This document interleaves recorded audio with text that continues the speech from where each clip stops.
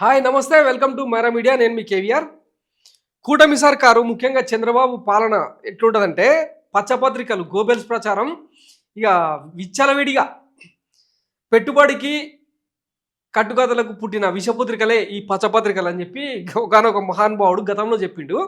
ఇప్పుడు ఇదంతా ఎందుకు చెప్తున్నానంటే గతంలో ఆంధ్రప్రదేశ్ రైతాంగానికి ఉచిత కరెంట్ ఇస్తామని చెప్పి ఎప్పుడో మహానుభావుడు 2004లో వైఎస్ రాజశేఖర రెడ్డి ఇచ్చిన హామీని ప్రతి ప్రభుత్వం అమలు చేస్తూ వస్తుంది. అందులో భాగంగా ప్రతి రాష్ట్ర విద్యుత్ అవసరాలు కొనుగోళ్లు పెరిగిపోయినాయి.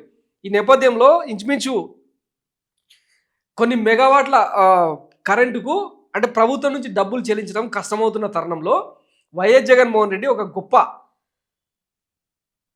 ముందడుగు వేసారు. అదేంటంటే గ్రీన్ ఎనర్జీ పేరుతో అదాని తీసుకొస్తున్న పవర్ను సెకీ ద్వారా అమ్మే ప్రయత్నం చేస్తే ఇంచుమించు 8,000 మెగావాట్ల విద్యుత్తు తమ రాష్ట్రానికి కావాలని చెప్పి సెకీ అంటే ఏంది, సెంట్రల్ గవర్నమెంట్ పరిధిలోని ఒక సంస్థ. పవర్ గ్రిడ్స్ ఎవరైతే ఉంటారో ఆ ప్రైవేటు ప్లేయర్స్ వాళ్ళ నుంచి సెకీ కొనుగోలు చేసి అక్కడి నుంచి రాష్ట్ర ప్రభుత్వాలకు సప్లై చేయడానికి జరిగిన ఒప్పందం. దీని మీద మనం ఏం చేసినాం, చంద్రబాబు గారి ప్రచారం అదాన్ని డైరెక్ట్గా వైఎస్ జగన్మోహన్ రెడ్డికి 1,750 కోట్ల రూపాయలు ఆయన జేబులో పెట్టిండు. దాంతో 8,000 మెగావాట్ల విద్యుత్ కొనుగోలు ఒప్పందం జరిగింది అని చెప్పి ఇక నానా గాయగత్తర చేసి ఇక దేశంలోనే అత్యంత అవినీతి పరుడు ఇట్లాంటి వ్యక్తిని దేశం నుంచి ఎలగొట్టాలి, అమెరికాకు బేడీలేసి పంపించాలి అని చెప్పి మాట్లాడిన ఆఖరికి అసెంబ్లీలో 164 మంది ఎమ్మెల్యేలతో తీర్మానం కూడా చేయించారు. ఏమని, ఈ సెగితో జరిగిన ఒప్పందం పూర్వాపరాలు మొత్తం ఎంక్వైరీ చేసి జగన్కు శిక్ష వేయించాలి అని చెప్పి ప్రతి ఒక్కడు మాట్లాడితే ఆ రోజు బల్లలు కొట్టి ఇంకా విజిల్స్ చేయడం ఒకటే తక్కువ అనమాట మొత్తం ప్రజాప్రతినిధులందా. ఇప్పుడు తాజాగా ఏమైంది, బాబు గారు నిన్న జనవరి 1 రోజు ఇచ్చిన అనుమతి ఏమైందంటే సెకీ అవినీతిపై ముందుకెళ్ళలేం, నివేదిక లేకుండా చర్యలు తీసుకోలేమని. మరి ఈ మాత్రం దానికి ఏం గడ్డి వీకనికే ఆ ఆరోపణలు చేసిర్రు.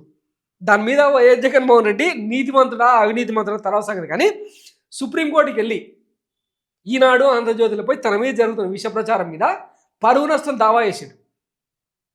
అదే ఆయన నిజాయితీ నిబద్ధత. కనీసం అప్పుడన్నా గమ్మున ఉండదా. ఇక ఆ ప్రచారాన్ని ఇంకా ముందుకు తీసుకెళ్లే ప్రయత్నంలో భాగంగా ఎవడో కోన్కి ఇసుక కొట్టంగాడు అమెరికా కోర్టులో ఎక్కడో మూలకుండే కోర్టులో కేసు వేస్తే దాని మీద ఇక అటు పార్లమెంట్లో లొల్లి ఇటు ఇక్కడ లొల్లి. ఈ ఎంటైర్ ఎపిసోడ్లో అదానిని మాత్రం ఎవ్వడు ఏమనలే. అటు అసెంబ్లీలో కానీ ఇటు ప్రజాప్రతినిధులు కానీ రాజకీయ నాయకులు కానీ పచ్చపత్రికలు కానీ అందరూ జగన్ని. ఇప్పుడు తీసుకున్నాడు అవినీతి పరుడా, ఇచ్చినాడు అవినీతి పరుడా? తీసుకున్నాడు అవినీతి పరుడైనప్పుడు ఇచ్చినాడు కూడా అవినీతి పరుడే కావాలి కదా. మరి అదానితో ఎందుకు పెట్టుకోలేదు? ఎందుకంటే వాడు బెండు తీస్తాడు. నివేదిక లేకుండా చర్యలు తీసుకోలేము, సాధ్యాలను బట్టి సూపర్ 6 అమలు మీడియాతో ఇష్టాగోష్ఠిలో సీఎం చంద్రబాబు నాయుడు. గత ప్రభుత్వ హయాంలో solar energy corporation of India సెకీలో చోటు చేసుకున్న అవినీతిపై ఎటువంటి నివేదిక లేకుండా ముందుకెళ్లలేమని ముఖ్యమంత్రి చంద్రబాబు అన్నారు.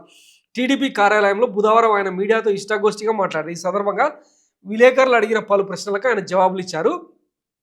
సెకీ ఒప్పందంలో జరిగిన అవినీతిపై రాష్ట్ర ప్రభుత్వం ఎలాంటి చర్యలు తీసుకోవడం లేదనే అభిప్రాయం ప్రజలతో పాటు టీడీపీ నాయకులకు కూడా ఉందన్న విషయాన్ని ఆయన దృష్టికి తీసుకురావడంతో స్పందిస్తూ ఒప్పందాన్ని రద్దు చేసుకోవాలంటే భారీ మొత్తంలో పెనాల్టీలు చెల్లించాల్సి ఉంటుందని చెప్పారు. అవినీతి జరిగిందనే కారణం చూపించి ఒప్పందం రద్దు చేసుకునే అవకాశం ఉంది కదా అని అన్న ప్రశ్నకు ఆయన అవినీతి జరిగిందని అమెరికా న్యాయశాఖ నుంచి నివేదిక రావాలి కదా, అటువంటిదేమీ రాలేదు, నివేదిక లేకుండా ముందుకెళ్లి చర్యలు తీసుకోలేమని స్పష్టం చేశారు.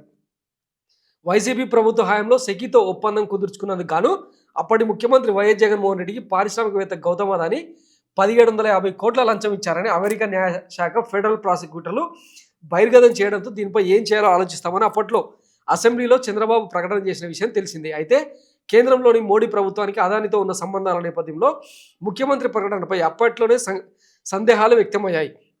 ఈ నేపథ్యంలో తాజాగా నివేదిక లేకుండా సెకీ అవినీతిపై ముందుకెళ్లలేమని సీఎం తేల్చి చెప్పడం గమనార్హం. ప్రజలపై విద్యుత్ భారాలు అధికంగా ఉన్నాయని ప్రతి నెల వసూలు చేసే 40 పైసల FPPCA ఛార్జీల నుంచి వారికి మినహాయింపు ఇచ్చే అంశాన్ని ప్రభుత్వం పరిశీలిస్తుందన్న ప్రశ్నకు విద్యుత్ రంగంలో 1,20,200 కోట్ల అప్పులున్నాయని చంద్రబాబు చెప్పారు. గత ప్రభుత్వ పాపాలను మోసి తమను మునిగిపోమంటే సాధ్యం కాదని చెప్పారు. కేంద్ర ప్రభుత్వం నిధులు ఇస్తున్న సూర్యఘర్, కుసుమ్ పథకాలకు గత ప్రభుత్వం ఉపయోగించలేదని అన్నారు. PPAల ద్వారా ప్రైవేట్ కంపెనీలతో కుదుర్చుకున్న విద్యుత్ను తీసుకోకుండా ఆపరేషన్ కాస్ట్ 9,000 కోట్లు గత ప్రభుత్వం చెల్లింపులు చేసిందని తెలిపారు. సో ఏముండదు అనమాట, అంత డొల్లా బురద చల్లారే వాళ్ళు కడుక్కునే లోపల మళ్ళీ ఇంకొక ఇష్యూ తెచ్చి పెట్టాలి. ఇది జరుగుతున్న తతంగం. ఒకవైపు జనాలేమో సూపర్ 6 అందక చూసినాం కదా, జిఎస్టీ కొనుగోలు 10% పడిపోయినాయంట గతంతో పోలిస్తే. ఇది సంపద సృష్టి అని చెప్పి మనం మాట్లాడుకోవాలి. వాస్తవానికి వైఎస్ జగన్మోహన్ రెడ్డి 5 ఏళ్ల పాలనా కాలం స్వర్ణయుగంగా పిలవాల్సింది పోయి, అంటే జనం డబ్బులు జనానికి పంచితే అది అవినీతి పాలన అన్నారు.